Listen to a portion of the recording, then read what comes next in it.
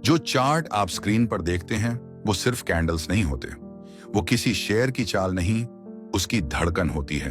हर line, हर volume बार एक संकेत होती है जो कहती है ध्यान दो, कुछ बड़ा होने वाला है।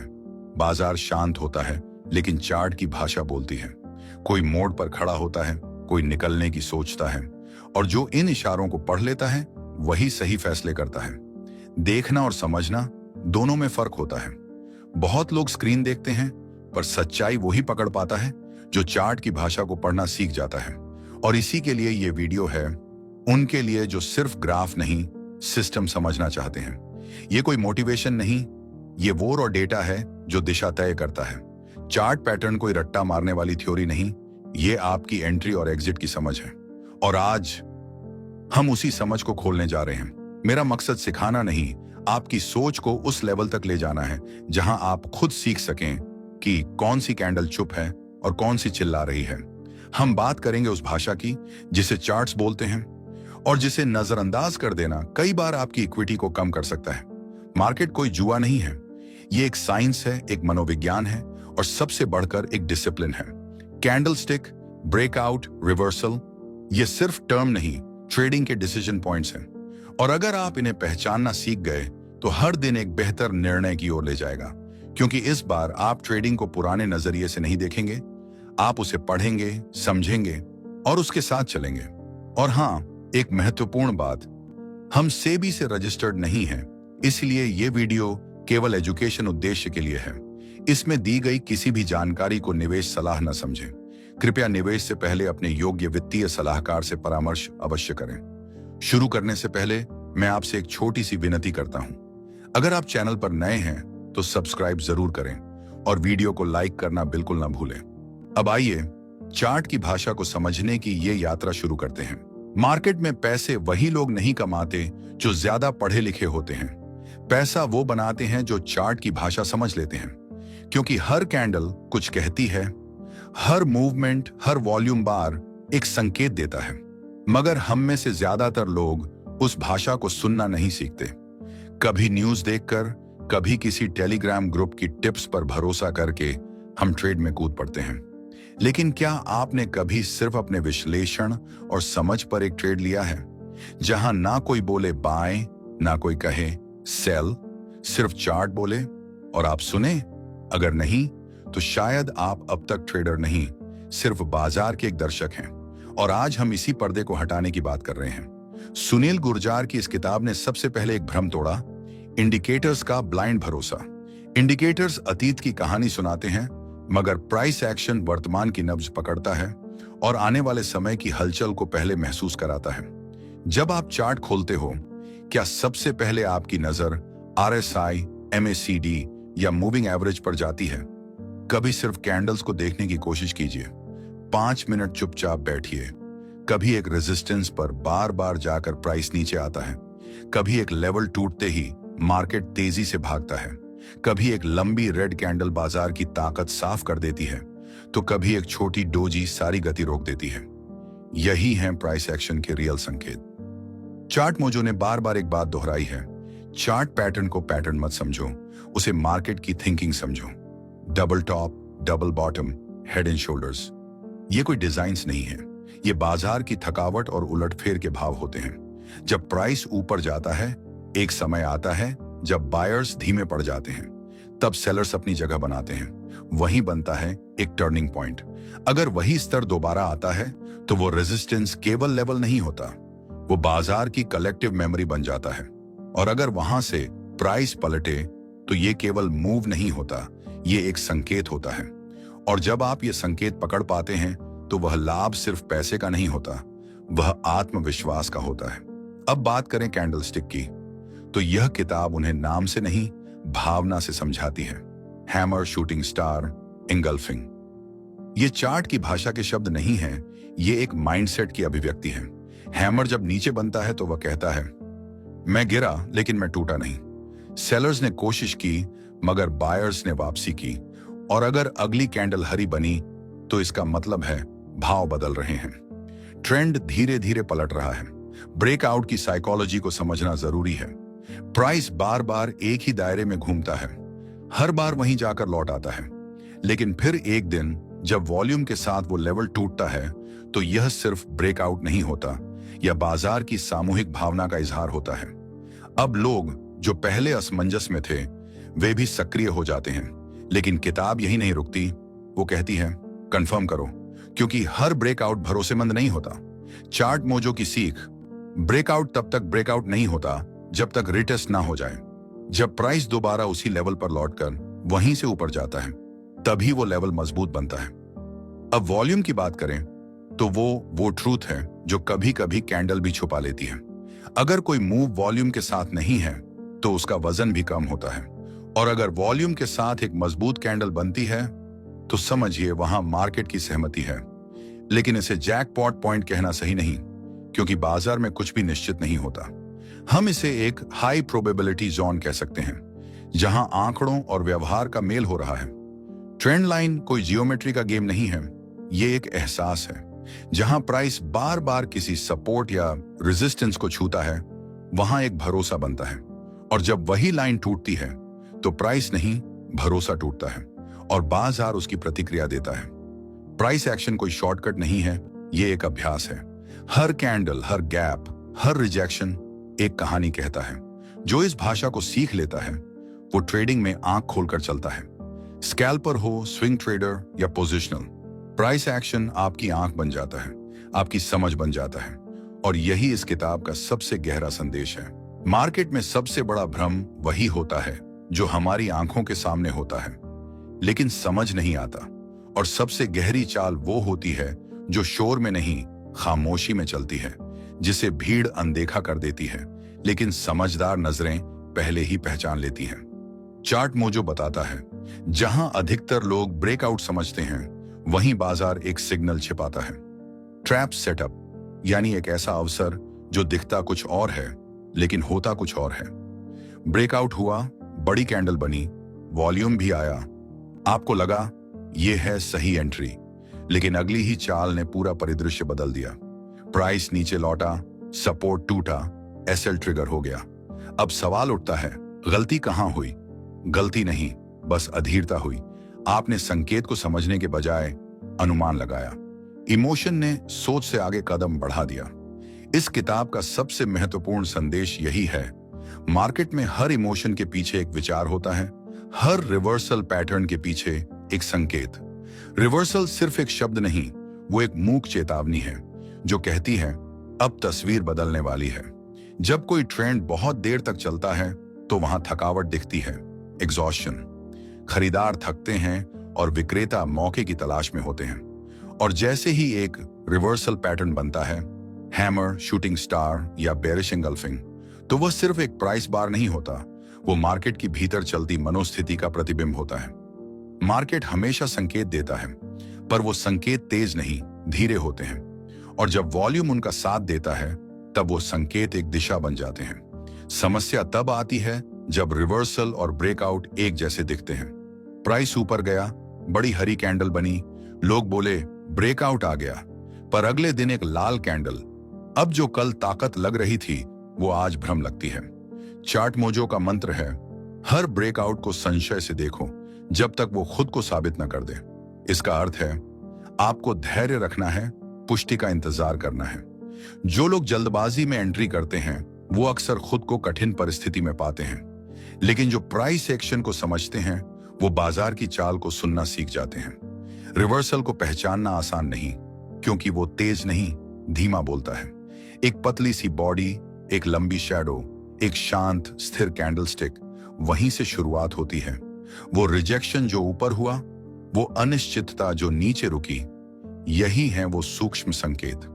चार्ट मोजो बार बार याद दिलाता है, मार्केट कभी अचानक नहीं बदलता, वो पहले संकेत देता है, मात्र हम उन्हें महसूस नहीं कर पाते, क्योंकि हम जल्दी एंट्री चाहते हैं, जबकि मार्केट गहराई से सोच रहा होता है। इस किताब की आत्मा यही कहती है, प्राइस एक्शन कोई तकनीकी लाइन नहीं, वो विचारों का दर्पण है। हर कैंडल एक भावना है, हर वॉल्यूम एक प्रतिक्रिया है, हर गैप एक साइकोलॉजिकल दूरी है। सुनील गुर्जर कहते हैं, ट्रेडिंग तब शुरू होती है जब आंखें देखना बंद कर देती हैं और मन समझना शुरू करता है। रिवर्सल को पूरी तरह समझने के लिए एक और पहलू है, टाइम फ्रेम सिंक्रोनाइजेशन। यदि 5 मिनट के चार्ट पर रिवर्सल दिख रहा है लेकिन 1 घंटे के चार्ट पर ट्रेंड अब भी जारी है, तो वो रिवर्सल शायद सिर्फ एक करेक्शन हो। लेकिन जब सभी टाइम फ्रेम्स एक ही संकेत दें, तब वह रिवर्सल नहीं, एक बदलाव की आहट बन जाता है। इमोशन सबसे सूक्ष्म सिग्नल है, एंट्री पर डर, एग्जिट पर आशा। लेकिन इस किताब ने इमोशन को शत्रु नहीं, मार्गदर्शक बनाना सिखाया। जब डर छाया हो और कैंडल्स कहें संभावना है, तो निडरता जरूरी है। और जब लालच बढ़े पर चार्ट छुप हो, तो विवेक से बाहर निकल जाना बुद्धिमानी है। रिवर्सल की चर्चा तब अधूरी है जब तक हम W और M पैटर्न्स को न समझें। W, दोहराया गया समर्थन, बायर्स की वापसी। M, दोहराया गया प्रतिरोध, सेलर्स की दृढ़ता। ये पैटर्न्स कोई कला नहीं, ये मनोवैज्ञानिक द्वंद्व के चिन्ह हैं, जहां प्राइस केवल आंकड़ा नहीं बल्कि मन की प्रतिक्रिया है। चार्ट मोजो याद दिलाता है, हर असफल ब्रेकआउट में सीख छिपी होती है। मतलब जो चाल असफल हो, वो आने वाले परिवर्तन का पूर्वाभास बन सकती है। और इस किताब में एक बेहद सधी हुई पंक्ति आती है, मार्केट में जो दिखता है वो जरूरी नहीं सच हो, पर जो छिपा होता है वो असर जरूर करता है। रिवर्सल उसी छिपी हुई गहराई में जन्म लेता है। यही कारण है कि इस किताब ने ब्रेकआउट और रिवर्सल को केवल प्राइस पैटर्न नहीं, बल्कि एक विचार प्रक्रिया, एक मानसिक अभ्यास बना दिया है। मार्केट हर पल आपको परखता है, क्या आप जल्दबाजी करेंगे या समझदारी से प्रतीक्षा। चार्ट एक कहानी नहीं होता, वो एक युद्ध होता है, जहां कीमतें हथियार हैं और हर कैंडल एक वार है। लेकिन अफसोस, ज्यादातर लोग इसे आंकड़ों की भीड़ मानकर देखते हैं। उन्हें लगता है ग्रीन मतलब खरीदो, रेड मतलब बेचो। पर जो ये समझता है, वो मैदान में नहीं, हंटिंग ग्राउंड में खड़ा होता है। चार्ट मोजो की किताब कहती है, भावनाओं से चार्ट नहीं पढ़े जाते, उन्हें डीकोड किया जाता है। सपोर्ट और रेजिस्टेंस वो नक्शे नहीं हैं जिन पर चलकर मंजिल मिलती है, बल्कि वो जाल हैं जो स्मार्ट मनी हमारे लिए बिछाती है। हमें एंट्री वहीं करनी है जहां सबसे कम लोग सोचते हैं। एसएल वहां नहीं रखना जहां सब रखते हैं, क्योंकि स्मार्ट मनी को पता है आप कहां एंट्री करेंगे, कहां डरेंगे, कहां एग्जिट करेंगे। वो सेटअप बनाएगा, उम्मीदें भरेगा और फिर उन्हीं उम्मीदों को तोड़कर आपके कॉन्फिडेंस को अपने प्रॉफिट में बदल देगा। सुनील गुर्जर लिखते हैं, स्टॉप लॉस सिर्फ प्राइस से नहीं, साइकोलॉजी से सेट होता है। मतलब एसएल वहां नहीं जहां टेक्स्ट बुक कहती है, बल्कि वहां जहां भीड़ नहीं है। अगर एक कैंडल चमक रही है लेकिन वॉल्यूम गायब है, तो वो प्राइस नहीं, प्रोपेगेंडा है। अगर हैमर लो पर बन रहा है पर बिगर टाइम फ्रेम खामोश है, तो वो सपोर्ट नहीं, धोखे की जमीन है। चार्ट मोजो हमें सिखाता है, चार्ट को आंखों से नहीं, दिमाग से पढ़ो। हर कैंडल एक माइंडसेट का निशान है, हर शैडो एक मैनिपुलेशन का संकेत है, हर स्पाइक, हर डोजी, हर गैप एक साइकोलॉजिकल गेम का हिस्सा है। और स्मार्ट मनी वो तब आता है जब आप एग्जिट कर रहे होते हो। वो आपको लालच की छोटी पर ले जाकर वहीं से गिरा देता है, या फिर डर का ऐसा माहौल रचता है कि आप एसएल मारकर बाहर निकलो और उसी कैंडल के बाद मार्केट उड़ान भर जाए। ये किताब स्टॉप लॉस को एक अलार्म की तरह नहीं, बल्कि डिसिप्लिन की तलवार की तरह पेश करती है। जो एंट्री से पहले लगाना सीखता है वही ट्रेडर होता है, बाकी सब यात्री।